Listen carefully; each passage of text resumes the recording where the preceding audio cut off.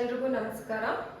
So ಇವತ್ತಿನ ಕ್ಲಾಸಲ್ಲಿ ಬಂದ್ಬಿಟ್ಟು ಸಂವಿಧಾನ ರಚನಾ ಸಮಿತಿ ಏನೆಲ್ಲ ಅದರಕ್ಕೆ ಸಂವಿಧಾನ ರಚನೆಗೆ ಸಂಬಂಧಿಸಿದ ಹಾಗೆ ಏನೆಲ್ಲ ಪ್ರಮುಖ ಅಂಶಗಳು ನಮ್ಮ ಎಕ್ಸಾಮಿಗೆ ಬರಬಹುದು ಅಂತ ಹೇಳಿ. ಸೊ ನಾನು ಆಗ್ಲೇ ಹೇಳಿರೋ ಹಾಗೆ ಏನು ಲಾಸ್ಟ್ ವಿಡಿಯೋಸ್ಗಳಲ್ಲೂ ಕೂಡ ಕಂಪ್ಲೀಟ್ ಆಗಿ NCERT ನಲ್ಲಿ ಇರ್ತಕ್ಕಂತಹ, ಯಾಕೆ ಅಂತಂದ್ರೆ ಯಾವುದೇ ಒಂದು KS ಇರ್ಬೋದು, PDO ಇರ್ಬೋದು, ಮತ್ತೆ VAO ಇರಬಹುದು, ಗ್ರೂಪ್ B ಇರ್ಬೋದು, ಗ್ರೂಪ್ C ಇರ್ಬೋದು, ಇದೆಲ್ಲದಕ್ಕೂ ಬೇಸಿಕ್ ಆಗಿ ಇಂಪಾರ್ಟೆಂಟ್ ಆಗಿ ನಾವು ಸಿಲೆಬಸ್ ಅನ್ನ ನೋಡೋದಾದ್ರೆ it is 5th to 12th ಏನು NCERT ಸಿಲೆಬಸ್ ಇದೆ ಅದನ್ನ ನಾವು ಕಂಪ್ಲೀಟ್ ಆಗಿ ಸ್ಟಡಿ ಮಾಡಲೇಬೇಕು. ಸೊ ಅದೇ ಮೇನ್ ಸಿಲೆಬಸ್ ಆಗಿರೋದ್ರಿಂದ ನಾನು ಅದಕ್ಕೆ ಸಂಬಂಧಿಸಿದ ಹಾಗೆ ಇಂಡಿಯನ್ ಪಾಲಿಟಿ ಅಥವಾ ಇಂಡಿಯನ್ ಕಾನ್ಸ್ಟಿಟ್ಯೂಷನ್ ಬಗ್ಗೆ ಈ ಕ್ಲಾಸಸ್ ನ ಮಾಡ್ತಾ ಇದ್ದೀನಿ ಕಂಟಿನ್ಯೂಸ್ ಆಗಿ. ಸೊ ಇವತ್ತಿನ ಕ್ಲಾಸ್ ಅಲ್ಲಿ ನಾವು ರಚನಾ ಸಮಿತಿಯನ್ನ ನೋಡೋಣ. ಸೊ ನಾವಾಗಲೇ ಏನು historical back ground of Indian constitution ಅನ್ನ ನೋಡಿದ್ವಿ.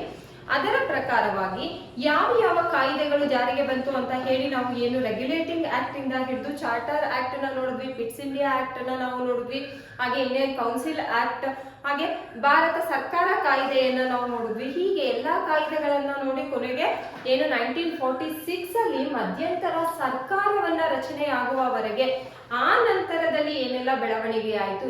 ಯಾಕೆ ಅಂತಂದ್ರೆ 1946 ವರೆಗೂ ಈ ಒಂದು ಆಕ್ಟ್ಸ್ ಅಥವಾ ರೂಲ್ಸ್ ಗಳು ಏನು ಜಾರಿಗೆ ಬರ್ತಾ ಇತ್ತು ಇದನ್ನೆಲ್ಲದರ ಆಧಾರವಾಗಿಟ್ಟುಕೊಂಡು ಮೂಲವಾಗಿಟ್ಟುಕೊಂಡು ನಮ್ಮ ಸಂವಿಧಾನವನ್ನ ರಚನೆಯನ್ನ ಮಾಡಿಕೊಳ್ಳಲಾಗಿದೆ. ಸೊ ಈ ಒಂದು ಕ್ಲಾಸ್ ಅಲ್ಲಿ ಸಂವಿಧಾನ ರಚನೆಯ ಬಗ್ಗೆ, ಸಂವಿಧಾನ ರಚನಾ ಸಮಿತಿಯ ಬಗ್ಗೆ, ಅದಕ್ಕೆ ಸಂಬಂಧಿಸಿದಂತೆ ಪ್ರಮುಖ ಅಂಶಗಳು, ಯಾವಾಗ ಸ್ಟಾರ್ಟ್ ಆಯ್ತು, ಎಷ್ಟು ಜನ ಮೆಂಬರ್ಸ್ ಇದ್ರು, ಯಾವ ಕಮಿಟಿಗಳು ಇದ್ರು, ಅದರಲ್ಲಿ ಮಹಿಳೆಯರು ಎಷ್ಟು ಇದ್ರು, ಎಷ್ಟು ದಿನ ತಗೊಂಡ್ರು, ನಮ್ಮ ಸಂವಿಧಾನವನ್ನ ರಚಿಸಲಿಕ್ಕೆ ಎಷ್ಟು ಹಣ ಖರ್ಚಾಯ್ತು, ಈ ಎಲ್ಲಾ ಅಂಶಗಳ ಬಗ್ಗೆ ನಾವು ಇವತ್ತಿನ ಕ್ಲಾಸ್ ಅಲ್ಲಿ ಡಿಸ್ಕಸ್ ಮಾಡ್ತಾ ಹೋಗ್ತೀವಿ. ಅದಕ್ಕೆ ಮುಂಚೆ ಅರಿಸ್ಟಾಟಲ್ ಅವರು ಒಂದು ಲೈನ್ ಅನ್ನ ಹೇಳ್ತಾರೆ, ಏನು ಅಂತಂದ್ರೆ the roots of education is bitter but fruit is sweet ಅಂತ. ಅಂದ್ರೆ ಯಾವಾಗ್ಲೂ ನಾವು ಯಾವ್ದನ್ನ ಕಷ್ಟ ಪಡ್ತೀವಿ ಅಥವಾ ಕಷ್ಟಪಟ್ಟು ಕಲಿತೀವಿ, ಕಷ್ಟಪಟ್ಟು ಮಾಡ್ತೀವಿ, ಅದರ ಪ್ರತಿಫಲ ಯಾವಾಗ್ಲೂ ಕೂಡ ನಮ್ಗೆ ಚೆನ್ನಾಗಿರುತ್ತೆ, ತುಂಬಾ ಒಳ್ಳೆ ಪ್ರತಿಫಲನೇ ಪಡ್ಕೋತೀವಿ ಅಂತ. ಸೊ ನಮ್ಗೆ ಇವನ್ನೆಲ್ಲ ಓದುವಾಗ ಅನ್ನಿಸ್ಬಹುದು, ಅಪ್ಪ ಇಂಡಿಯನ್ ಕಾನ್ಸ್ಟಿಟ್ಯೂಷನ್ ಇಷ್ಟೊಂದು ಕಷ್ಟ ಇದೆ ಅಂತ.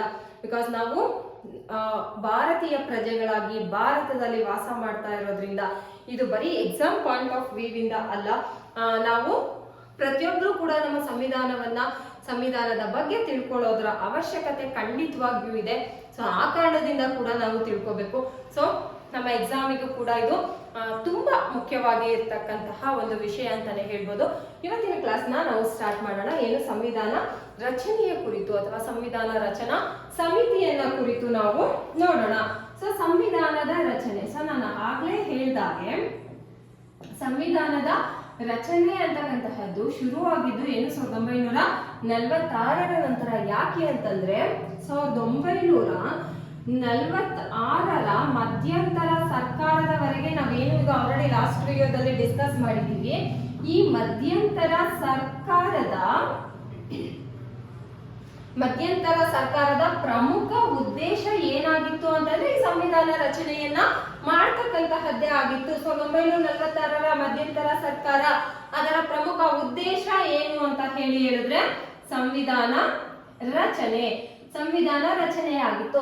ಹಾಗಾದ್ರೆ ಮೊದಲು ಸಂವಿಧಾನವನ್ನ ರಚಿಸಬೇಕು ಅಂತ ಹೇಳಿದವರು ನಾವು ಆಲ್ರೆಡಿ ನೋಡಿದೀವಿ, ಯಾರು? MN ರಾಯ್ ರವರು. ಸೊ MN ರಾಯ್ ರವರು ಈ ಒಂದು ಸಲಹೆಯನ್ನ ಅಥವಾ ಮೊದಲು ಸಂವಿಧಾನವನ್ನ ರಚಿಸಬೇಕು ಅಂತ ಹೇಳ್ತಾರೆ. ನಂತರದಲ್ಲಿ ಏನು 1936ರಲ್ಲಿ ಜವಾಹರ್ಲಾಲ್ ನೆಹರೂರವರು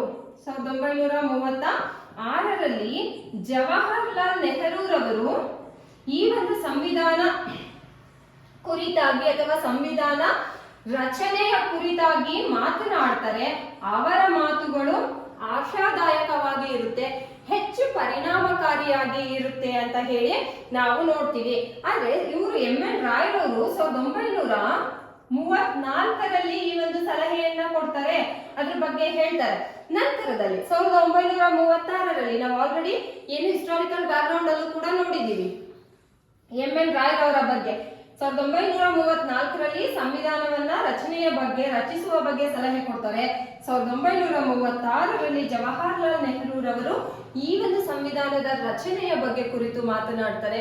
ಅದು ಹೆಚ್ಚು ಆಶಾದಾಯಕವಾಗಿ ಇರುತ್ತೆ. ನಮ್ಮ ಭಾರತೀಯರಲ್ಲಿ ಸಂವಿಧಾನ ರಚನೆ ಅಥವಾ ಸಂವಿಧಾನದ ಬಗ್ಗೆ ಒಂದು ಹೆಚ್ಚು ಆಶಾದಾಯಕ ಮನೋಭಾವನೆಯನ್ನ ಮೂಡಿಸ್ತಕ್ಕಂತಹ ಕೆಲಸ ಜವಾಹರ್ಲಾಲ್ ನೆಹರೂರವರ ಮಾತುಗಳು, ಅವರ ಅಭಿಪ್ರಾಯಗಳು, ಅವರು ವ್ಯಕ್ತಪಡಿಸಿದಂತಹ ಒಂದು ದಾಟಿ ಶೈಲಿ ಹೆಚ್ಚು ಪ್ರಭಾವವನ್ನ ಬೀರುತ್ತೆ ಅಂತ ಹೇಳಿ ನಾವು ನೋಡ್ತೀವಿ. ಸೊ ನಂತರದಲ್ಲಿ 1928ರ ಒಂದು ಮೋತಿಲಾಲ್ ನೆಹರು ಸಮಿತಿ ಹಾಗೂ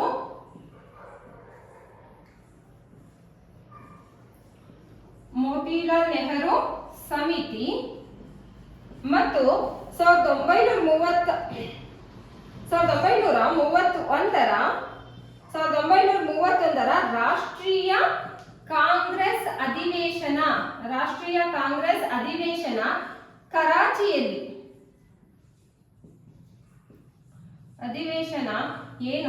ಕರಾಚಿಯಲ್ಲಿ ನಡೀತಾ ಇರುತ್ತೆ. ಇಲ್ಲಿ ಕೆಲವೊಂದು ನಿರ್ಣಯಗಳನ್ನ ತೆಗೆದುಕೊಳ್ಳಲಾಗುತ್ತೆ. ಅಂದ್ರೆ ಯಾವುದರ ಕುರಿತಾಗಿ? ನಮ್ಮ ಸಂವಿಧಾನ ರಚನೆಯ ಕುರಿತಾಗಿ. ಇವು ಸಂವಿಧಾನ ರಚನೆಯಲ್ಲಿ ಅತ್ಯಂತ ಹೆಚ್ಚು ಪ್ರಮುಖವಾದಂತಹ ಪಾತ್ರವನ್ನ ವಹಿಸುತ್ತೆ. ಹಾಗೆ ಇವು ನಿರ್ಣಾಯಕ ಅಂಶಗಳಾಗುತ್ತೆ ಅಂತ ಹೇಳಿ ನಾವು ನೋಡ್ತೀವಿ. ಈ ಒಂದು 1928ರ ಮೋತಿಲಾಲ್ ನೆಹರು ಸಮಿತಿ ಮತ್ತು 1931ರ ರಾಷ್ಟ್ರೀಯ ಕಾಂಗ್ರೆಸ್ ಅಧಿವೇಶನ ಕರಾಚಿಯಲ್ಲಿ ನಡೆದಂತಹ ಒಂದು ಅಧಿವೇಶನ ಇರುತ್ತೆ. ಆ ಅಧಿವೇಶನದಲ್ಲಿ ತೆಗೆದುಕೊಂಡಂತಹ ನಿರ್ಣಯಗಳು ನಮ್ಮ ಭಾರತೀಯ ಸಂವಿಧಾನಕ್ಕೆ ಕುರಿತಂತೆ, ಹೇಗೆ ಸಂವಿಧಾನವನ್ನ ರಚನೆಯನ್ನ ಮಾಡ್ತಕ್ಕಂತಹದ್ದು ಅಥವಾ ನಮ್ಮ ಸಂವಿಧಾನ ರಚನೆಯಲ್ಲಿ ಏನೆಲ್ಲ ಅಂಶಗಳು ಇರಬೇಕು ಅನ್ನೋದ್ರ ಬಗ್ಗೆ, ಆ ಒಂದು ಅಂಶಗಳು ನಮ್ಮ ಸಂವಿಧಾನ ರಚನೆಯಲ್ಲಿ ಅತ್ಯಂತ ಪ್ರಮುಖವಾದಂತಹ ನಿರ್ಣಾಯಕವಾದಂತಹ ಅಂಶ ಆಗಿದ್ದನ್ನ ನಾವು ನೋಡ್ತೀವಿ. ಸೊ ನೆಕ್ಸ್ಟ್ ಬಂದ್ಬಿಟ್ಟು ಮೊದಲ ಬಾರಿಗೆ ಈ ಒಂದು ಪ್ರಸ್ತಾವನೆ ಸಂವಿಧಾನ ರಚನೆ ಮಾಡಬೇಕು ಅನ್ನೋ ಪ್ರಸ್ತಾವನೆ ಇತ್ತಲ್ಲ, ಆ ಒಂದು ಪ್ರಸ್ತಾವನೆಗೆ ಚುನಾವಣೆಯನ್ನ ನಡೆಸಲಾಗುತ್ತೆ. ಅಂತಂದ್ರೆ ಪ್ರಾಂತ್ಯಗಳಿಂದ, ಯಾವ ಪ್ರಾಂತ್ಯಗಳಿಂದ ಯಾರ್ಯಾರು ಈ ಒಂದು ಸಂವಿಧಾನ ರಚನಾ ಸಭೆಯಲ್ಲಿ ಅಥವಾ ಸಮಿತಿಯಲ್ಲಿ ಇರಬೇಕು ಅನ್ನೋದರ ಕುರಿತಾದಂತಹ ಒಂದು ಅಂದ್ರೆ ಆ ಪ್ರಸ್ತಾವನೆಗಳಿಗೆ ಅನುಗುಣವಾದಂತಹ ಸಂವಿಧಾನ ರಚನಾ ಪ್ರಸ್ತಾವನೆಗಳಿಗೆ ಅನುಗುಣವಾಗಿ ಪ್ರಸ್ತಾವನೆಗಳಿಗೆ ಸಂಬಂಧಿಸಿದಂತೆ ಚುನಾವಣೆಯನ್ನ ನಡೆಸಲಾಗುತ್ತೆ. ಯಾವಾಗ ಅಂತ ಹೇಳಿದ್ರೆ 1946 ಜುಲೈನಲ್ಲಿ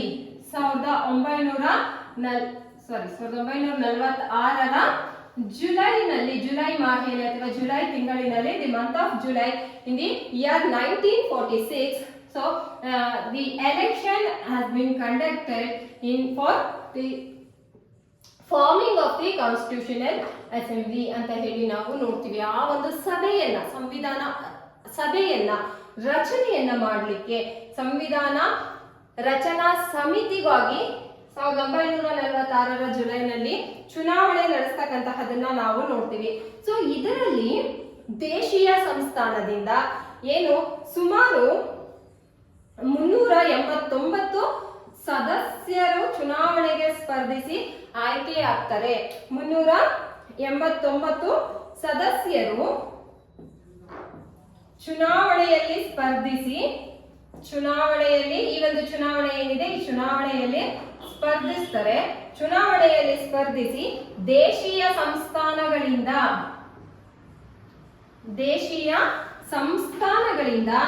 ಆಯ್ಕೆಯನ್ನ ಆಗ್ತಾರೆ. ನೆಕ್ಸ್ಟ್ ನಾನು ಹೇಳ್ತೀನಿ ಯಾಕೆ ಈ ಒಂದು ಅಂದ್ರೆ ನಮ್ಮ ಒಂದು ಸಂವಿಧಾನವನ್ನ ಒಂದು ಜನ ಅಭಿಪ್ರಾಯಕ್ಕೆ ಅಥವಾ ಸಾರ್ವಜನಿಕ ಅಭಿಪ್ರಾಯಕ್ಕೆ ಇರ್ಲಿಲ್ಲ ಅಂತಂದ್ರೆ ಇದೇ ರೀಸನ್ ಇಂದ. ಯಾಕೆ ಅಂತಂದ್ರೆ ಆ ಒಂದು ಸಂವಿಧಾನ ಸಭೆಯಲ್ಲಿ ಅಥವಾ ರಚನಾ ಸಮಿತಿಯಲ್ಲಿ ಇದ್ದಂತಹವರೆಲ್ಲರೂ ಜನರಿಂದ ಆಯ್ಕೆಯಾಗಿ ಹೋಗಿದ್ದಂತಹವರು. ಆ ಕಾರಣದಿಂದಾಗಿನೇ ನಾವು ಅಲ್ಲಿ ಆ ಒಂದು ಅಭಿಪ್ರಾಯಕ್ಕೆ ನಮ್ಮ ಸಂವಿಧಾನವನ್ನ ಇಡ್ಲಿಲ್ಲ. ಸೊ 389 ಸದಸ್ಯರು ಈ ಒಂದು ಚುನಾವಣೆಯಲ್ಲಿ ಸ್ಪರ್ಧಿಸಿ ದೇಶೀಯ ಸಂಸ್ಥಾನದಿಂದ ಆಯ್ಕೆ ಆಗ್ತಾರೆ. ನೆಕ್ಸ್ಟ್ ಇನ್ನು ಉಳಿದಂತಹ ಏನು 296 ಜನ ಸದಸ್ಯರನ್ನ 296 ಸದಸ್ಯರು ಏನು ಪ್ರಾಂತೀಯ ಶಾಸನ ಸಭೆಗಳಿಂದ ಸದಸ್ಯರನ್ನ ಎಲ್ಲಿಂದ ಆಯ್ಕೆ ಮಾಡಲಾಗುತ್ತೆ? ಪ್ರಾಂತೀಯ ಶಾಸನ ಸಭೆಗಳಿಂದ ಇವರನ್ನ ಆಯ್ಕೆ ಮಾಡಲಾಗುತ್ತೆ. ಸೊ ಒಟ್ಟು ಇಲ್ಲಿ 389 ಜನ ಏನು ದೇಶೀಯ ಸಂಸ್ಥಾನದಿಂದ ಆಯ್ಕೆಯಾಗ್ತಾರೆ. ಇನ್ನ ಉಳಿದಂತಹ 296 ಜನ ಸದಸ್ಯರು ಈ ಒಂದು ಪ್ರಾಂತೀಯ ಶಾಸನ ಸಭೆಯಿಂದ ಆಯ್ಕೆ ಆಗ್ತಾರೆ.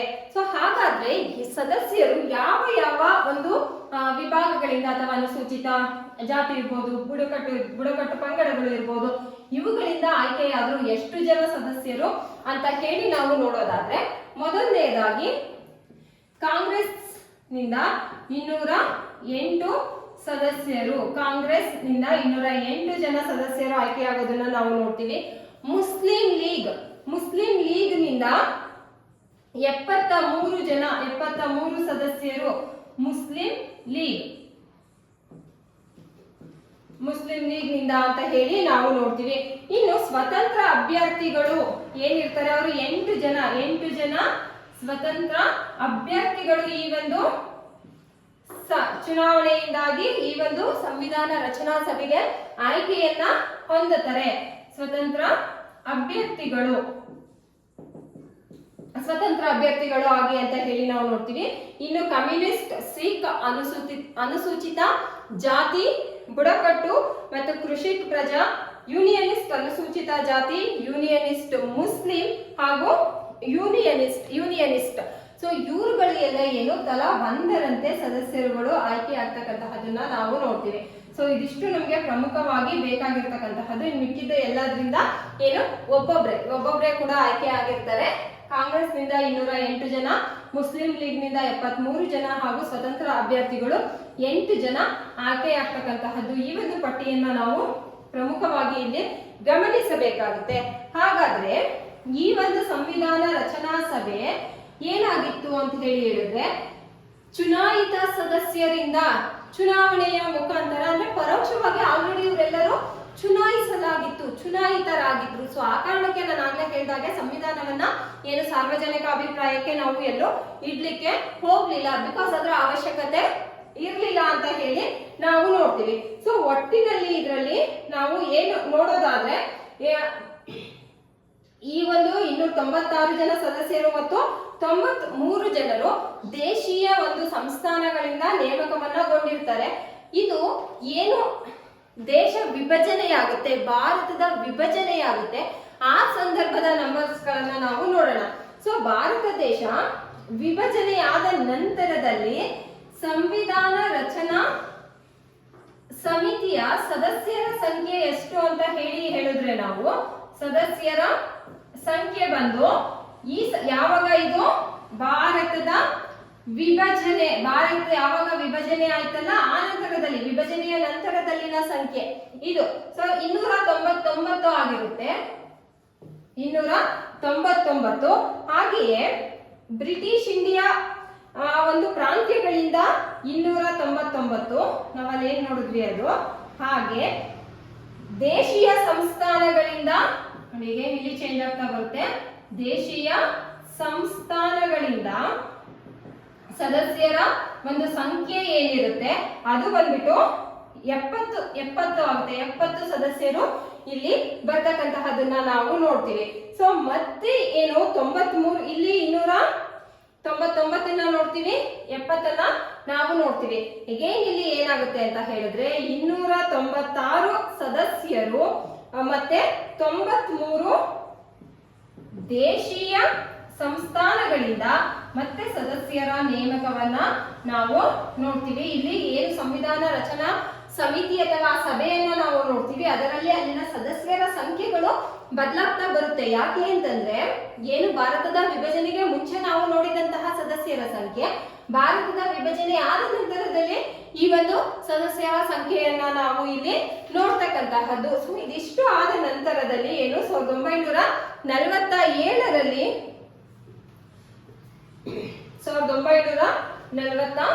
7ರಲ್ಲಿ ಈ ಒಂದು ಸದಸ್ಯರ ಸಂಖ್ಯೆ 309ರಿಂದ 308ಕ್ಕೆ ಇಳಿಯುತ್ತೆ. ಸೊ ಒಟ್ಟು ಎಷ್ಟು ಜನ?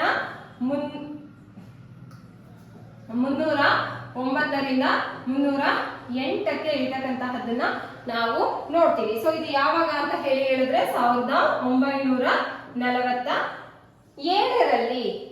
ನಂತರ ಈ ಒಂದು ಅಂದ್ರೆ ಈ ಸಂಖ್ಯೆ ಒಟ್ಟಾಗಿ ಏನು ಬ್ರಿಟಿಷ್ ಒಂದು ಪ್ರಾಂತ್ಯಗಳು ಏನಿತ್ತು ಹಾಗೆ ದೇಶೀಯ ಪ್ರಾಂತ್ಯಗಳು ಏನಿತ್ತು ಇವೆರಡನ್ನ ಸೇರಿಸಿ ಒಂದು ಸಂವಿಧಾನ ರಚನಾ ಸಮಿತಿ ಅಥವಾ ರಚನಾ ಸಭೆಯ ಒಂದು ಒಟ್ಟು ಸದಸ್ಯರ ಸಂಖ್ಯೆ ಅಂತ ಹೇಳಿ ನಾವು ಇಲ್ಲಿ ನೋಡ್ತೀವಿ. ಸೊ ಇದಿಷ್ಟು ಆದ್ಮೇಲೆ ಯಾವ ಯಾವ ಸಮುದಾಯಗಳಿಂದ ಈ ಒಂದು ಸಂವಿಧಾನ ರಚನಾ ಸಭೆಯಲ್ಲಿ ಪ್ರತಿನಿಧಿಗಳು ಇದ್ರು ಅಂತ ಹೇಳಿದ್ರೆ ನಾವು ಮುಸ್ಲಿಂ ಸಮುದಾಯದಿಂದ ನೋಡ್ತೀವಿ.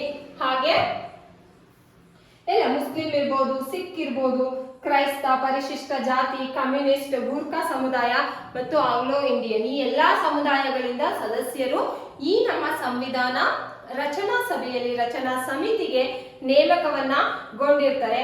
ಹಾಗೆ ಸಂವಿಧಾನ ರಚನಾ ಸಭೆಯಲ್ಲಿ ಭಾಗವಹಿಸಿದಂತಹ ಪ್ರಮುಖ ಬ್ರಿಟಿಷ್ ಪ್ರಾಂತ್ಯಗಳು ಯಾವ್ಯಾವುದು ಅಂತ ಹೇಳಿ ನಾವು ನೋಡೋದಾದ್ರೆ ಬ್ರಿಟಿಷ್ ಪ್ರಾಂತ್ಯಗಳು ಬಂದು ಯಾವ್ಯಾವುದು ಅಂತ ಹೇಳಿ ನೋಡೋದಾದ್ರೆ ಬಾಂಬೆ, ಮದ್ರಾಸ್,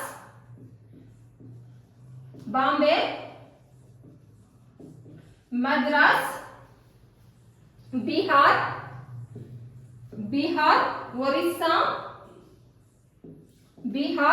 ಒರಿಸ್ಸಾ, ಅಸ್ಸಾಂ, ದೆಹಲಿ ಮತ್ತೆ ಕೊಡಗು. ಇದಿಷ್ಟು ಸಂಸ್ಥಾನಗಳು ಏನು ಇದಾವೆ ಇವು ಬ್ರಿಟಿಷ್ ಪ್ರಾಂತ್ಯಗಳು ಆಗಿತ್ತು.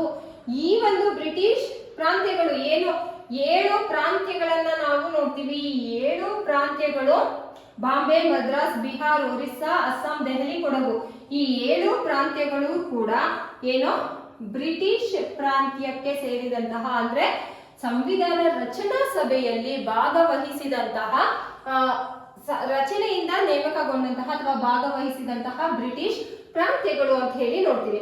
ಹಾಗಾದ್ರೆ ಏನು ನಮ್ಮ ಸಂಸ್ಥಾನಗಳು ಏನು ದೇಶೀಯ ಸಂಸ್ಥಾನಗಳು ಅಂತ ನಾವು ನೋಡ್ತೀವಿ. ಯಾಕೆಂತಂದ್ರೆ ಸಂವಿಧಾನ ರಚನಾ ಸಮಿತಿಯಲ್ಲಿ ಬ್ರಿಟಿಷ್ ಪ್ರಾಂತ್ಯಗಳು ಮತ್ತು ದೇಶೀಯ ಸಂಸ್ಥಾನಗಳು ಎರಡೂ ಕೂಡ ಭಾಗವಹಿಸಿದ್ದನ್ನ ನಾವು ನೋಡ್ತೀವಿ. ದೇಶೀಯ ಸಂಸ್ಥಾನಗಳು ಅಂತ ಹೇಳಿ ಬಂದಾಗ ಮೈಸೂರು ಸಂಸ್ಥಾನ, ಕೋಲಾರ, ಮೈಸೂರು ಸಂಸ್ಥಾನ, ಹಾಗೆ ಕೋಲಾರ, ಬರೋಡ ಸಂಸ್ಥಾನ,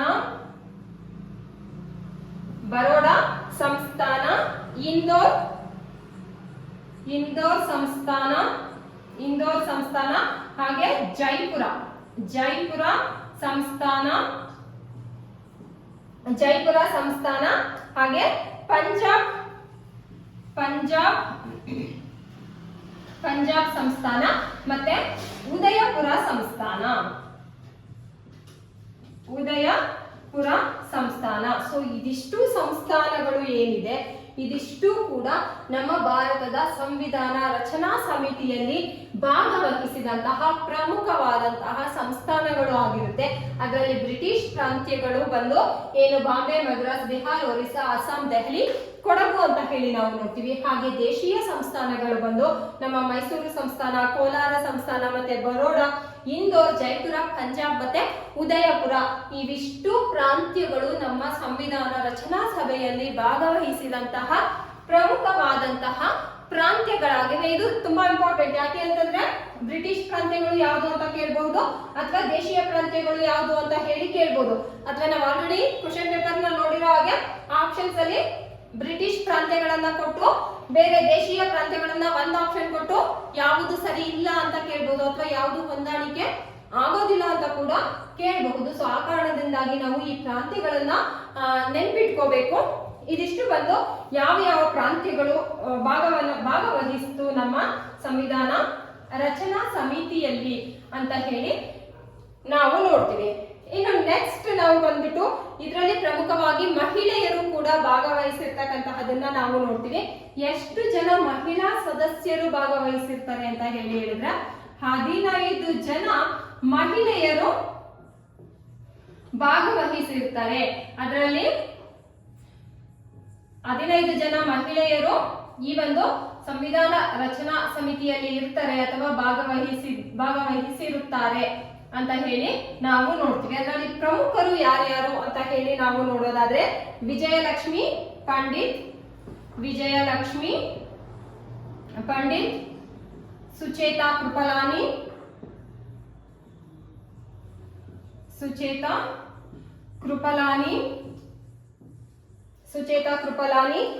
ಸರೋಜಿನಿ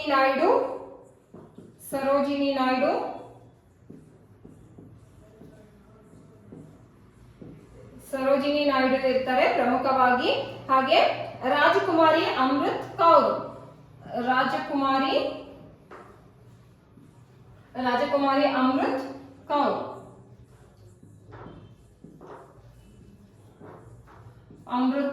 ಇವರು ಕೂಡ ಪ್ರಮುಖವಾಗಿ ಇರ್ತಕ್ಕಂತಹವರು ಆಗಿರ್ತಾರೆ. ಹಾಗೆ ಹಂಸ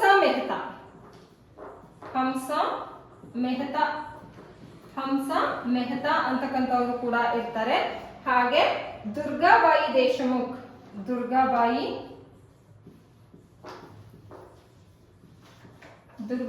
ದೇಶಮುಖ್ ಅಂತಕ್ಕಂತಹವರು ಇರ್ತಾರೆ. ಇವರು ಪ್ರಮುಖವಾದಂತಹ ಒಂದು ಮಹಿಳೆಯರು. ಏನು ಈ ಒಂದು ಇದರಲ್ಲಿ ಒಬ್ರು ಮುಸ್ಲಿಂ ಮಹಿಳೆ ಕೂಡ ಇರ್ತಾರೆ. ಅವರು ಯಾರು ಅಂತ ಹೇಳಿದ್ರೆ ಬೇಗಂ ಇಜಾಜ್ ರಸೂಲ್ ಅಂತಕ್ಕಂತಹವರು. ಬೇಗಂ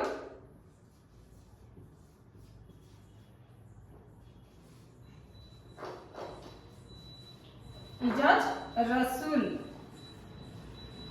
ರಸೂಲ್ ಅಂತಕ್ಕಂತಹವರು ಇರ್ತಕ್ಕಂತಹವರು. ಇವರು ಏನಿರ್ತಾರೆ ಪ್ರಮುಖವಾಗಿ ಇವರು ಮುಸ್ಲಿಂ ಲೀಗ್ ನ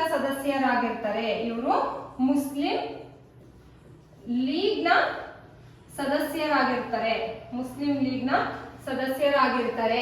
ಇನ್ನು ವಿಜಯಲಕ್ಷ್ಮಿ ಪಂಡಿತ್ ಅಂತ ಹೇಳಿ ನಾವು ನೋಡಿದಾಗ ಏನು ವಿಶ್ವಸಂಸ್ಥೆಯ ಮಹಾ ಅಧಿವೇಶನದಲ್ಲಿ ಭಾಗವಹಿಸಿದಂತಹ ಭಾರತದ ಏಕೈಕ ಮಹಿಳೆ. ಇದು ನಮ್ಮೆಲ್ಲರಿಗೂ ಗೊತ್ತಿದೆ. ಜನರಲ್ ನಾಲೆಡ್ಜ್ ಅಲ್ಲಿ ಕೂಡ ಇದು ಅತಿ ಹೆಚ್ಚು ಬಾರಿ ಕ್ವೆಶ್ಚನ್ ಆಗಿರ್ತಕ್ಕಂತಹದ್ದು ಕಾನ್ಸ್ಟಿಟ್ಯೂಷನ್ ರಿಲೇಟೆಡ್ ಆಗಿ. ವಿಜಯಲಕ್ಷ್ಮಿ ಪಂಡಿತ್ ಏನು ಸಂವಿಧಾನ ರಚನಾ ಸಭೆಯಲ್ಲಿ ಭಾಗವಹಿಸಿದಂತಹ ಪ್ರಮುಖ ಮಹಿಳೆ ಆಗಿರ್ತಾರೆ. ಹಾಗೆ ವಿಶ್ವಸಂಸ್ಥೆಯ ಒಂದು ಅಧಿವೇಶನದ ಅಧ್ಯಕ್ಷತೆಯನ್ನ ವಹಿಸಿದಂತಹ ಪ್ರಥಮ ಹಾಗೂ ಭಾರತದ ಏಕೈಕ ಮಹಿಳೆ ಈ ವಿಜಯಲಕ್ಷ್ಮಿ ಪಂಡಿತ್ ರವರು ಆಗಿರ್ತಾರೆ ಅಂತ ಹೇಳಿ ನಾವು ನೋಡ್ತೀವಿ. ಇನ್ನು ಸುಚೇತಾ ಕೃಪಲಾನಿ ಇವರು ಈ ಒಂದು ಸಂವಿಧಾನ ಸಭೆಯಲ್ಲಿ ಮೂಲಭೂತ ಹಕ್ಕುಗಳ ಸಮಿತಿಯಲ್ಲಿ ಇರ್ತಾರೆ. ಹಾಗೂ ಇವರು ನಮ್ಗೆಲ್ರಿಗೂ ಗೊತ್ತಿದೆ ಉತ್ತರ ಪ್ರದೇಶದ ಮೊದಲ ಮಹಿಳಾ ಮುಖ್ಯಮಂತ್ರಿಯಾಗಿ ಕಾರ್ಯವನ್ನ ನಿರ್ವಹಿಸ್ತಾರೆ ಅಥವಾ ಆಯ್ಕೆಯನ್ನ ಆಗಿರ್ತಾರೆ ಅಂತಕ್ಕಂತಹದ್ದು. ಮೊದಲ ಮುಖ್ಯಮಂತ್ರಿಯಾಗಿ ಆಯ್ಕೆಯಾಗಿರ್ತಾರೆ, ಕಾರ್ಯವನ್ನ ನಿರ್ವಹಿಸಿರ್ತಕ್ಕಂತಹವರು. ಇನ್ನು ಸರೋಜಿನಿ ನಾಯ್ಡು ಇವರನ್ನ ನಾವು ಹೇಳೋದೇ ಬೇಡ. ಏನು ಇವ್ರನ್ನ ಭಾರತದ ಕೋಗಿಲೆ ಅಂತ ಹೇಳಿ ನಾವು ಕರಿತೀವಿ. ಹಾಗೆ ಭಾರತದ ಕೋಗಿಲೆ ಅಂತ ಹೇಳಿ ಕರಿತೀವಿ. ಹಾಗೆ ನೈಟಿಂಗೇಲ್ ಆಫ್ ಇಂಡಿಯಾ ಅಂತ ಹೇಳಿ ಕರಿತೀವಿ. ಹೀಗೆ ಇವರನ್ನ ಕರೆದವರು ಯಾರು ಅಂತ ಹೇಳಿ ಹೇಳಿದ್ರೆ ಮಹಾತ್ಮ ಗಾಂಧಿಯವರು ಇವರನ್ನ ಆ ರೀತಿಯಾಗಿ ಕರೀತಾರೆ. ಇದು ಸರೋಜಿನಿ ನಾಯ್ಡು ರವರ ಬಗ್ಗೆ. ಇನ್ನು ರಾಜಕುಮಾರಿ ಅಮೃತ ಕೌರ್ ಇವರ ಬಗ್ಗೆ ನಾವು ನೋಡೋದಾದ್ರೆ ಇವರು ಸ್ವಾತಂತ್ರ್ಯ ಭಾರತದ ಮೊದಲ ಕ್ಯಾಬಿನೆಟ್ ದರ್ಜೆಯ ಮಹಿಳಾ ಆರೋಗ್ಯ ಸಚಿವೆಯಾಗಿ ಕಾರ್ಯವನ್ನ ನಿರ್ವಹಿಸ್ತಾರೆ. ಪ್ರಥಮ ಮಹಿಳಾ ಆರೋಗ್ಯ ಸಚಿವೆಯಾಗಿ ಇವರು ಕಾರ್ಯವನ್ನ ನಿರ್ವಹಿಸ್ತಾರೆ. ಯಾರು? ರಾಜಕುಮಾರಿ ಅಮೃತ್ ಕೌರ್ ರವರು. ನಂತರ ದುರ್ಗಾಬಾಯಿ ದೇಶಮುಖ್ ಇವರು ಆಂಧ್ರ ಪ್ರದೇಶದವರು. ಹಂಸ ಮೆಹ್ತಾ ಬಗ್ಗೆ ನೋಡ್ಬಿಡೋಣ. ಇವರು ಸ್ವಾತಂತ್ರ್ಯ ಹೋರಾಟಗಾತಿ ಮತ್ತೆ ಇವರು ಬಾಂಬೆ ಪ್ರಾಂತ್ಯದವರು. ಇವರು ಕೂಡ ಏನು ಮೂಲಭೂತ ಹಕ್ಕುಗಳ ಉಪ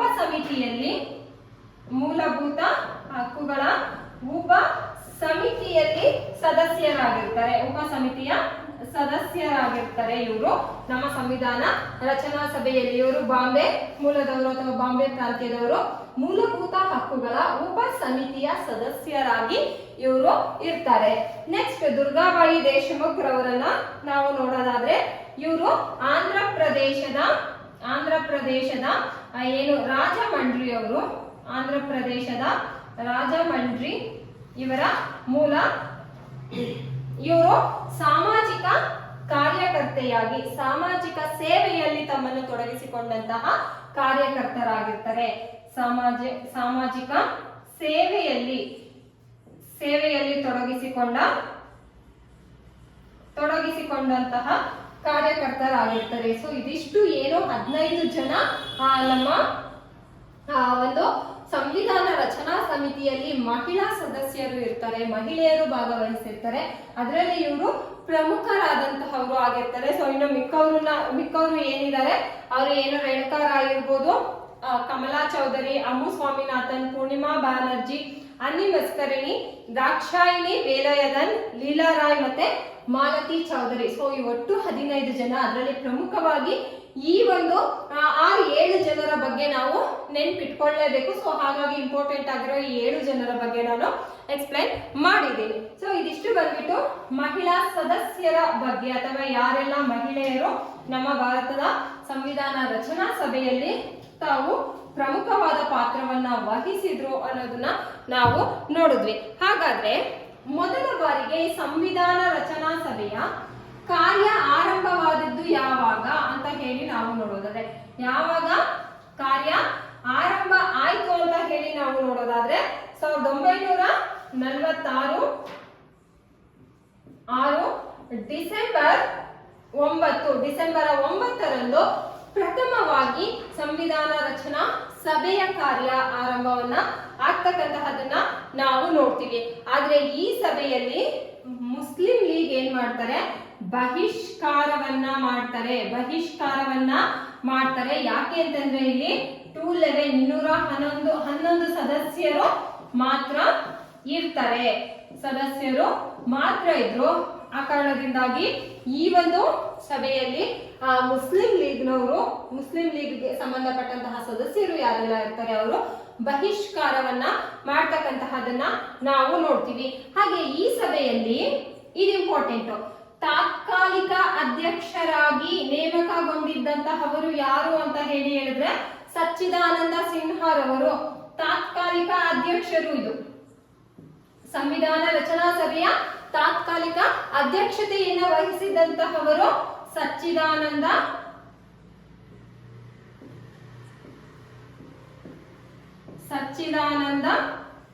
ಸಿನ್ಹಾರವರು ತಾತ್ಕಾಲಿಕ ಅಧ್ಯಕ್ಷತೆಯನ್ನ ವಹಿಸಿರ್ತಾರೆ.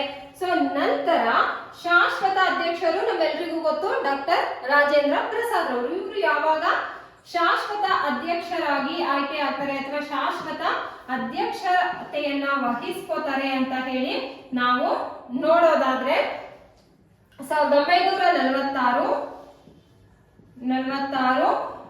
ಡಿಸೆಂಬರ್ 11ರಂದು ನೋಡಿ. ಯಾಕೆ ಅಂತಂದ್ರೆ 1946 ಡಿಸೆಂಬರ್ 9ರಂದು ಸಂವಿಧಾನ ರಚನೆಯ ಪ್ರಥಮ ಕಾರ್ಯ ಆರಂಭ ಆಗುತ್ತೆ.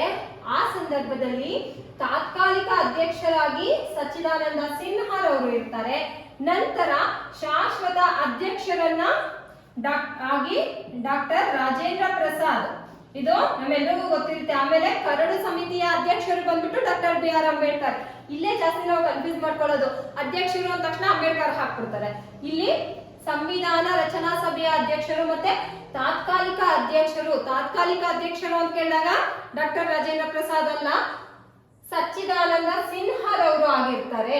ನಂತರ ಅದೇ ಡಿಸೆಂಬರ್ 11, 1941ರಂದು ಡಾಕ್ಟರ್ ರಾಜೇಂದ್ರ ಪ್ರಸಾದ್ ರವರನ್ನ ಶಾಶ್ವತ ಅಧ್ಯಕ್ಷರನ್ನಾಗಿ ನಮ್ಮ ಸಂವಿಧಾನ ರಚನಾ ಸಭೆಗೆ ಆಯ್ಕೆಯನ್ನ ಮಾಡಲಾಗುತ್ತೆ, ನೇಮಕವನ್ನ ಮಾಡಲಾಗುತ್ತೆ ಅಂತ ಹೇಳಿ ನಾವು ನೋಡ್ತೀವಿ. ಸೊ ನಾವು ಆಗ್ಲೇ ಹೇಳಿರೋ ಹಾಗೆ ಏನು MN ರಾಯ್ ರವರು ಈ ಒಂದು ಸಂವಿಧಾನ ಒಂದು ರಚನೆಯ ಬಗ್ಗೆ ತಮ್ಮ ಸಲಹೆಯನ್ನ ಅವರು ಕೊಡ್ತಕ್ಕಂತಹದ್ದು. ಹಾಗೆ ಭಾರತದ ಸಂವಿಧಾನ ರಚನಾ ಸಭೆಯಲ್ಲಿ ಎಷ್ಟು ಸಮಿತಿ ಮತ್ತೆ ಉಪಸಮಿತಿ ಇತ್ತು ಅಂತ ಹೇಳಿ ನಾವು ನೋಡೋದಾದ್ರೆ, ಭಾರತ ಸಂವಿಧಾನ ರಚನಾ ಸಮಿತಿಯಲ್ಲಿ 22 ಸಮಿತಿಗಳು ಹಾಗೂ 5 ಉಪ ಸಮಿತಿಗಳು ಇತ್ತು. 5 ಉಪ ಸಮಿತಿಗಳು. ಸೊ 22 ಸಮಿತಿ, 5 ಉಪ ಸಮಿತಿ, ಒಟ್ಟು 27 ಸಮಿತಿಗಳು ನಮ್ಮ ಸಂವಿಧಾನ ರಚನಾ ಸಮಿತಿಯಲ್ಲಿ ಇದ್ದಂತಹದನ್ನ ನಾವು ನೋಡ್ತೀವಿ. ಸೊ ಅದರಲ್ಲಿ ಪ್ರತಿಯೊಂದು 27 ಸಮಿತಿಗಳು ಯಾವ್ಯಾವ್ದು ಅಂತ ಹೇಳಿ ಒಂದ್ಸಲ ನೋಡ್ಕೊಳ್ಳಿ. ಅದ್ರದ್ದು ಒಂದು ಲಿಸ್ಟೇ ಇದೆ. ಸೊ ನೆಕ್ಸ್ಟ್ ಹಾಗಾದ್ರೆ 5 ಪ್ರಮುಖವಾದಂತಹ ಉಪ ಸಮಿತಿಗಳಲ್ಲಿ ಏನೋ ಈ ಒಂದು ಮೂಲಭೂತ ಹಕ್ಕು, ಈಶಾನ್ಯ ಗಡಿ ಸಮಿತಿ ಅವೆಲ್ಲವೂ ಕೂಡ ಬರುತ್ತೆ. ಇನ್ನು 22 ಸಮಿತಿಗಳನ್ನ ಕೂಡ ನಾವು ನೋಡ್ತೀವಿ. ಇನ್ನು ನಂತರ ನಾವು ಭಾರತೀಯ ರಚನಾ ಸಮಿತಿಯ ಕರಡು ಸಮಿತಿಯ ಅಧ್ಯಕ್ಷರ ಒಂದು ಪಟ್ಟಿಯನ್ನ ಬಿಡುಗಡೆ ಮಾಡ್ತಕ್ಕಂತಹದನ್ನ ನಾವು ನೋಡ್ತೀವಿ. ಅದು ಯಾವಾಗ ಅಂತ ಹೇಳಿದ್ರೆ 1947 ಏನು 8ನೇ ತಿಂಗಳಿನಲ್ಲಿ ಹಾಗೂ 29 ದಿನಾಂಕ 29/8/1947 ಇದು ಜಾರಿಗೆ ಬರ್ತಕ್ಕಂತಹದನ್ನ ನಾವು ನೋಡ್ತೀವಿ.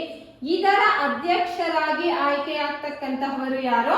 ಅಂಬೇಡ್ಕರ್ ರವರನ್ನ ಈ ಒಂದು ಸಮಿತಿಯ ಒಂದು ಅಧ್ಯಕ್ಷರನ್ನಾಗಿ ಡಾಕ್ಟರ್ BR ಅಂಬೇಡ್ಕರ್ ಏನಿದ್ದಾರೆ ಅವರನ್ನ ನೇಮಕ ಮಾಡಲಾಗುತ್ತೆ ಅಂತ ಹೇಳಿ ನಾವು ನೋಡ್ತೀವಿ. ಈ ಒಂದು ಸಂವಿಧಾನ ಪ್ರಥಮ ಸಭೆ ಯಾವಾಗ ನಡೀತು ಅಂತ ಹೇಳಿದ್ರೆ ಸಂವಿಧಾನ ರಚನಾ ಸಮಿತಿಯ ಪ್ರಥಮ ಸಭೆ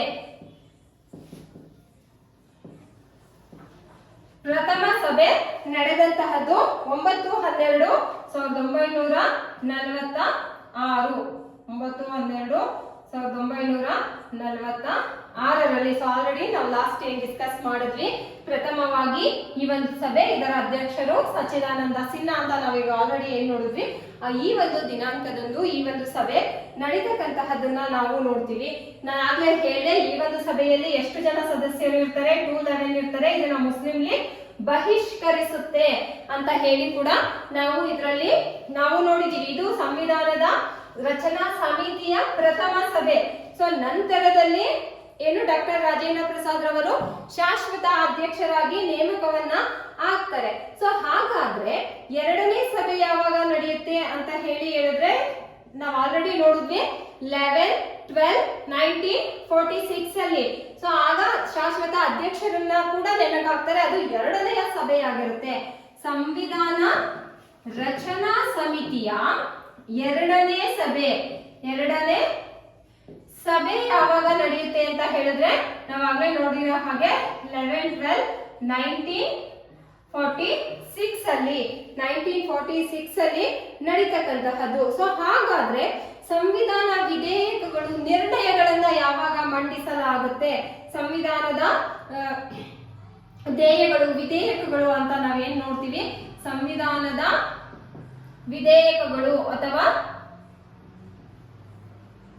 ದೇಯಗಳು ಇವುಗಳನ್ನ ಯಾವಾಗ ಮಂಡಿಸ್ತಾರೆ? ಯಾವಾಗ ಮಂಡಿಸಿದ್ರು ಅಂತ ಹೇಳಿದ್ರೆ 13/12/1946ರಲ್ಲಿ. ಅದೇ ಸಂದರ್ಭದಲ್ಲಿ ಏನು 11/12ಕ್ಕೆ 2ನೇ ಸಭೆ ನಡೆಯುತ್ತೆ. ನಂತರ 13/12ಕ್ಕೆ ಏನ್ ಮಾಡ್ತಾರೆ? ಆ ಒಂದು ಸಂವಿಧಾನದ ದೇಯಗಳು ಏನಿರುತ್ತೆ ಅದನ್ನ ಮಂಡನೆಯನ್ನ ಮಾಡ್ತಾರೆ. ನಿರ್ಣಾಯಕ ಅಂಶಗಳು ಏನಿರುತ್ತೆ ಅವುಗಳನ್ನ ನಿರ್ಣಯವನ್ನ ಮಾಡ್ತಾರೆ. ಹಾಗೆ ಈ ನಿರ್ಣಯ ಮಾಡದ ಮೇಲೆ ಅಥವಾ ಅವುಗಳನ್ನ ಮಂಡಿಸಿದ ಮೇಲೆ ಅದನ್ನ ಅಳವಡಿಸ್ಕೋಬೇಕಲ್ಲ. ಈಗ ಈ ವಿಧೇಯಕಗಳು ಇದೆ ಅಥವಾ ಈ ದೇಯಗಳು ಇದೆ, ಈ ಅಂಶಗಳು ನಮ್ಮ ಸಂವಿಧಾನದಲ್ಲಿ ಇದೆ ಅಂತ ಹೇಳಿ 13/12/1946ರಲ್ಲಿ ಮಂಡನೆಯನ್ನ ಮಾಡಿದ್ರು. ಸೊ ಈ ಮಂಡನೆ ಮಾಡೋದನ್ನ ಅಳವಡಿಸ್ಕೋಬೇಕಲ್ಲ. ಯಾವಾಗ ಅಳವಡಿಸ್ಕೋತಾರೆ ಅಂತ ಹೇಳಿ ನಾವು ನೋಡೋದಾದ್ರೆ ಅದನ್ನ 22/1/1947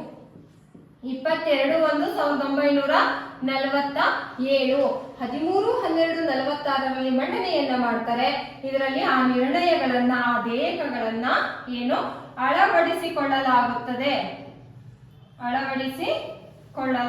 ಅಥವಾ ಅಳವಡಿಸಿಕೊಂಡಿದ್ದು ಅಂತ ಹೇಳಿ ನಾವು ನೋಡ್ತೀವಿ. ಸೊ 22/1/1947ರಲ್ಲಿ ಅಳವಡಿಸಿಕೊಳ್ತಾರೆ. ಹಾಗಾದ್ರೆ ಕರಡು ಸಂವಿಧಾನ ಈ ಒಂದು ನಿರ್ಣಯ ಅಥವಾ ವಿಧೇಯಕಗಳನ್ನ ಮಂಡಿಸಿದ್ರು, ಇದನ್ನ ಅಳವಡಿಸಿಕೊಳ್ಳಲಾಯಿತು. ಹಾಗಾದ್ರೆ ಅದನ್ನ ಪರಿಶೀಲಿಸ್ಬೇಕಲ್ವಾ, ಸುಮ್ಮನೆ ಹಾಗೆ ಅದನ್ನ ಅಳವಡಿಸ್ಲಿಕ್ಕಾಗಲ್ಲ.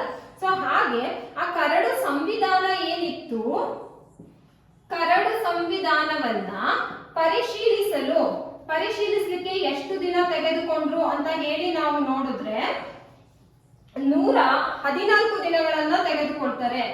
114 ದಿನಗಳನ್ನ ಈ ಒಂದು ಕರಡು ಸಂವಿಧಾನವನ್ನ ಪರಿಶೀಲಿಸುವ ಸಲುವಾಗಿ ತೆಗೆದುಕೊಂಡಂತಹ ದಿನಗಳು ಬಂದು 114 ದಿನಗಳನ್ನ ತೆಗೆದುಕೊಂಡಿರ್ತಕ್ಕಂತಹದ್ದು. ಸೊ ಏನೋ ನಿರ್ಣಾಯಕಗಳನ್ನ ಮಂಡಿಸ್ತಾರೆ, ಅದನ್ನ ಅಳವಡಿಸಿಕೊಡ್ತಾರೆ. ಹಾಗೆ ಆ ಕರಡು ಸಂವಿಧಾನವನ್ನ ಪರಿಶೀಲನೆಯನ್ನ ಕೂಡ ಮಾಡ್ಲಿಕ್ಕೆ 114 ದಿನವನ್ನ ತಗೋತಾರೆ.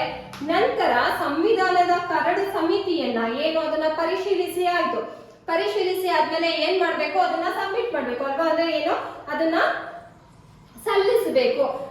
ಎಲ್ಲಿಗೆ ಸಲ್ಲಿಸಬೇಕು, ಆ ರಚನಾ ಸಭೆಗೆ ಸಲ್ಲಿಸಿದ್ದು ಯಾವಾಗ ಅಂತ ಹೇಳಿದ್ರೆ 1/11/1948 ಸಂವಿಧಾನದ ಕರಡು ಪ್ರತಿಯನ್ನ ಸಲ್ಲಿಸಲಾಗುತ್ತದೆ. ಏನು ಸಂವಿಧಾನದ ರಚನಾ ಸಭೆಗೆ ಸಲ್ಲಿಸಲಾಯಿತು ಅಥವಾ ಸಲ್ಲಿಸಿದ್ರು ಅಂತ ಹೇಳಿ ನಾವು ನೋಡ್ತೀವಿ.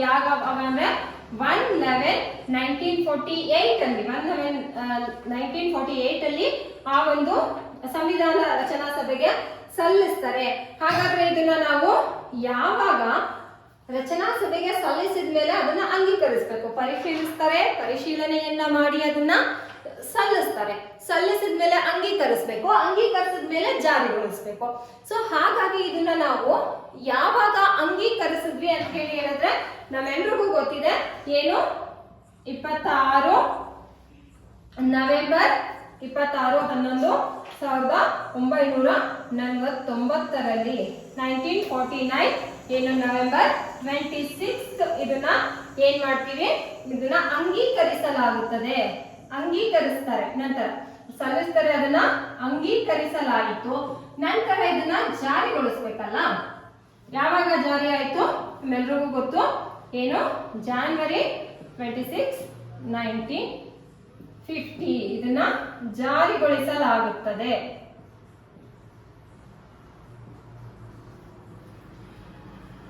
ಇಪ್ಪತ್ತಾರು 11/1949 ಅಂಗೀಕರಿಸಲಾಯಿತು.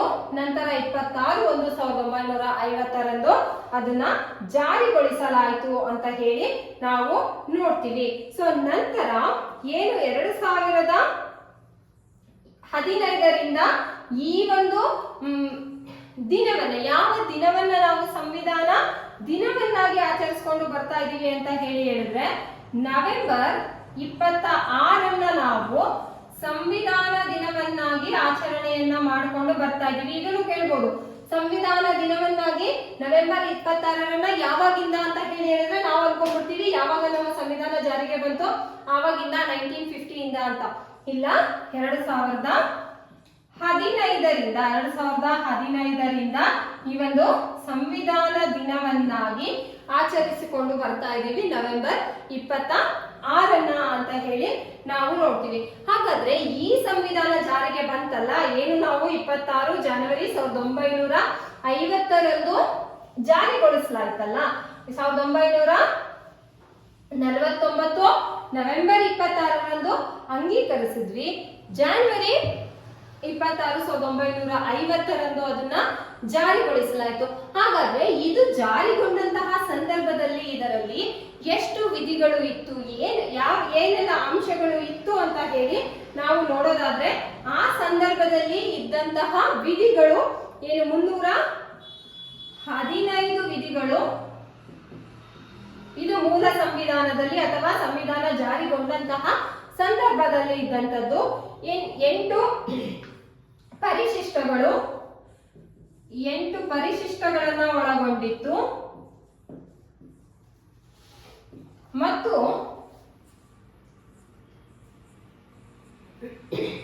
8 ಪರಿಶಿಷ್ಟಗಳು. ಹಾಗೆ ಇದರಲ್ಲಿ ಒಟ್ಟು ನಾವು ಏನು ನೋಡ್ತಾ ಇದೀವಿ, ಈ ಒಂದು 315 ವಿಧಿಗಳು, 8 ಪರಿಶಿಷ್ಟಗಳು, 22 ಭಾಗಗಳು. 22 ಭಾಗಗಳನ್ನ ಇದು ಒಳಗೊಂಡಿತ್ತು. ಇದಿಷ್ಟನ್ನ ಏನು ಮೂಲ ಸಂವಿಧಾನದಲ್ಲಿ ಅಳವಡಿಸಿಕೊಂಡಂತಹದ್ದು ಅಂತ ಹೇಳಿ ನಾವು ನೋಡ್ತೀವಿ. ಆದ್ರೆ ನಂತರದಲ್ಲಿ ಇದರಲ್ಲಿ ಹಲವಾರು ರೀತಿಯಾದಂತಹ ಬದಲಾವಣೆಗಳು ಆಗಿರ್ತಕ್ಕಂತಹದನ್ನ ನಾವು ನೋಡ್ತೀವಿ. 22 ಭಾಗಗಳು ಈಗ ಇರ್ತಕ್ಕಂತಹದ್ದು 315 ವಿಧಿಗಳು ಮತ್ತೆ 8 ಪರಿಶಿಷ್ಟಗಳನ್ನ ನಾವು ನೋಡ್ತೀವಿ. ಆದ್ರೆ ಈಗ ಬಂದು ಇದರಲ್ಲಿ 460ಕ್ಕೂ ಹೆಚ್ಚಿನ ಒಂದು ವಿಧಿಗಳು ಮತ್ತೆ 12 ಪರಿಶಿಷ್ಟಗಳು ಮತ್ತೆ 22 ಭಾಗಗಳನ್ನ ನಾವು ಇದರಲ್ಲಿ ನೋಡ್ತಾ ಇದ್ದೀವಿ. ಸೊ ಈ ಒಂದು ಸಂವಿಧಾನವನ್ನ, ಈ ಒಂದು ಮೂಲ ಸಂವಿಧಾನವನ್ನ ಡಾಕ್ಟರ್ ರಾಜೇಂದ್ರ ಪ್ರಸಾದ್ ರವರು ಏನು ಅವರ ಅಧ್ಯಕ್ಷತೆಯಲ್ಲಿ ಜಾರಿಗೆ ಬಂದಂತಹದನ್ನ ನಾವು ನೋಡ್ತೀವಿ. ಹಾಗಾದ್ರೆ ಈ ಸಂವಿಧಾನವನ್ನ ರಚಿಸಲಿಕ್ಕೆ ಎಷ್ಟು ದಿನವನ್ನ ತಗೊಂಡ್ರು, ಎಷ್ಟು ಸಮಯವನ್ನ ತೆಗೆದುಕೊಂಡ್ರು ಅಂತ ಹೇಳಿ ನಾವು ನೋಡೋದಾದ್ರೆ, ಈ ಸಂವಿಧಾನವನ್ನ ರಚನೆ ಮಾಡಲಿಕ್ಕೆ 2 ವರ್ಷ 11 ತಿಂಗಳು 2 ವರ್ಷ 11 ತಿಂಗಳು ಮತ್ತೆ 18 ದಿನಗಳು 18 ದಿನಗಳನ್ನ ತೆಗೆದುಕೊಳ್ಳಲಾಯಿತು. ಸಂವಿಧಾನ ರಚನೆಗೆ ತೆಗೆದುಕೊಂಡಂತಹ ದಿನ 2 ವರ್ಷ 11 ತಿಂಗಳು 18 ದಿನವನ್ನ ತೆಗೆದುಕೊಳ್ತಾರೆ. ಹಾಗೆ ಈ ಸಂವಿಧಾನವನ್ನ ರಚನೆಯನ್ನ ಮಾಡಲಿಕ್ಕೆ ಎಷ್ಟು ಹಣ ಖರ್ಚಾಯಿತು ಅಂತ ಹೇಳಿದ್ರೆ, ಆಗಿನ ಸಂದರ್ಭದಲ್ಲಿ 64 ಲಕ್ಷ ರೂಗಳನ್ನ ಖರ್ಚಾಗಿದೆ ಅಂತ ಹೇಳಿ ನಾವು ನೋಡ್ತೀವಿ. 64 ಲಕ್ಷ ರೂಗಳನ್ನ ಖರ್ಚು ಮಾಡಲಾಗುತ್ತದೆ ಈ ಒಂದು ನಮ್ಮ ಸಂವಿಧಾನವನ್ನ ರಚನೆಯನ್ನ ಮಾಡ್ಲಿಕ್ಕೆ, ಈ ಒಂದು ಸಂವಿಧಾನ ಅಂತಕ್ಕಂತಹದ್ದು. ಸೊ ಈ ಒಂದು ಸಂವಿಧಾನ ರಚನಾ ಸಭೆ ಅಥವಾ ಈ ಒಂದು ಸಂವಿಧಾನದಿಂದ ಏನು 1951-52ರಲ್ಲಿ ಪ್ರಥಮವಾಗಿ ನಮ್ಮ ಭಾರತದಲ್ಲಿ ಸಾರ್ವತ್ರಿಕ ಚುನಾವಣೆ ನಡೆದಿದ್ದು ಅಂತ ನಾವು ಏನ್ ನೋಡ್ತೀವಿ. ಈ ಚುನಾವಣೆಯ ಮುಖಾಂತರ ಇದು ತನ್ನ ಒಂದು ಎಲ್ಲ ಕಾರ್ಯಗಳನ್ನ ನಿರ್ವಹಿಸಿಕೊಂಡು ಹಾಗೆ ಏನು ಸಂಸತ್ತಾಗಿ ಕಾರ್ಯವನ್ನ ಸಂಸತ್ತನ್ನ ಒಂದು ಜಾರಿಗೆ ತರುವುದರ ಮುಖಾಂತರ, ಸಂಸತ್ತಿನ ಮುಖಾಂತರ ಕಾರ್ಯವನ್ನ ನಿರ್ವಹಿಸಿಕೊಂಡು ಬರ್ತಾ ಇರ್ತಕ್ಕಂತಹದನ್ನ ನಾವು ನೋಡ್ತೀವಿ. ಇದಿಷ್ಟು ಬಂದು ನಮ್ಮ ಸಂವಿಧಾನ ರಚನಾ ಸಮಿತಿ, ಅದರ ಅಧ್ಯಕ್ಷರುಗಳು ಯಾರಾಗಿದ್ರು, ಮಹಿಳಾ ಅಧ್ಯಕ್ಷರುಗಳು ಯಾರು ಇದ್ರು, ಮತ್ತೆ ಅದಕ್ಕೆ ಎಷ್ಟು ದಿನಗಳು ಎಷ್ಟು ಹಣವನ್ನ ವ್ಯಯ ಮಾಡಲಾಯಿತು ಅಂತ ಹೇಳಿ ನಾವು ನೋಡ್ತೀವಿ. ಸೊ ನೆಕ್ಸ್ಟ್ ವಿಡಿಯೋದಲ್ಲಿ ನಾವು ಬಂದ್ಬಿಟ್ಟು ಯಾವ ರಾಷ್ಟ್ರಗಳ ಸಂವಿಧಾನದಿಂದ ಪ್ರಮುಖವಾಗಿ ಎರವಲನ್ನ ತಗೊಂಡಿದ್ವಿ, ಮತ್ತೆ ಸಂವಿಧಾನದ ರೀತಿಗಳು ಅಂದ್ರೆ ಅಂದ್ರೆ ಲಿಖಿತ ಸಂವಿಧಾನ ಅಂತಂದ್ರೆ ಏನು, ಅಲಿಖಿತ ಸಂವಿಧಾನ ಅಂತಂದ್ರೆ ಏನು, ನಮ್ಯ ಅಂದ್ರೆ ಏನು, ಅನಮ್ಯ ಅಂದ್ರೆ ಏನು, ಈ ರೀತಿ ಅದನ್ನ ಯಾವ ರಾಷ್ಟ್ರಗಳು ಅಳವಡಿಸಿಕೊಂಡಿದ್ದಾವೆ ಅನ್ನೋದನ್ನೆಲ್ಲ ನಾವು ನೆಕ್ಸ್ಟ್ ಅದನ್ನ ಡಿಸ್ಕಸ್ ಮಾಡೋಣ. ಸೊ ಕಂಟಿನ್ಯೂಷನ್ ಆಗಿ ನೀವು ಎಲ್ಲಾ ಒಂದು ವಿಡಿಯೋಸ್ ಅನ್ನ ವಾಚ್ ಮಾಡ್ತಾ ಇದ್ರೆ ನಿಮ್ಗೆ ಇದ್ರ ಬಗ್ಗೆ ಕಂಪ್ಲೀಟ್ ಆಗಿ NCERT 5ನೇ ತರಗತಿಯಿಂದ 12ನೇ ತರಗತಿಯವರೆಗಿನ ಪಠ್ಯ ಪುಸ್ತಕಗಳಲ್ಲಿ ಏನು ಮಾಹಿತಿ ಇದೆ ಅದು ಸಂಪೂರ್ಣವಾಗಿ ದೊರಕುತ್ತೆ. ನಾವು ಆಗ್ಲೇ ಹೇಳಿದಾಗೆ ಪ್ರತಿಯೊಂದನ್ನು ನಾವು ಅಧ್ಯಯನ ಮಾಡಬೇಕು. ಅದರಲ್ಲೂ KS ಮತ್ತೆ ಏನೋ ಒಂದು VAO PDO ಎಲ್ಲ ಎಕ್ಸಾಮ್ಗೂ NCERT ಒಂದು ಸಿಲೆಬಸ್ಸೇ ಬೇಸ್ ಆಗಿರೋದ್ರಿಂದ ಇದನ್ನ ನಾವು ಹೆಚ್ಚು ಅಧ್ಯಯನ ಮಾಡೋದ್ರಿಂದ ಹೆಚ್ಚು ಅಂಕಗಳನ್ನ ಪಡ್ಕೋಬಹುದು. ಈ ನನ್ನ ಕ್ಲಾಸ್ ನಿಮ್ಗೆಲ್ರಿಗೂ ಇಷ್ಟ ಆಗ್ತಾ ಇದೆ, ನಿಮ್ಗೆ ಯೂಸ್ ಆಗ್ತಾ ಇದೆ ಅಂತ ಹೇಳಿ ಅನ್ಸಿದ್ರೆ ನಮ್ಮ ಚಾನೆಲ್ ಅನ್ನ ಸಬ್ಸ್ಕ್ರೈಬ್ ಮಾಡ್ಕೊಳ್ಳಿ. Thank you so much.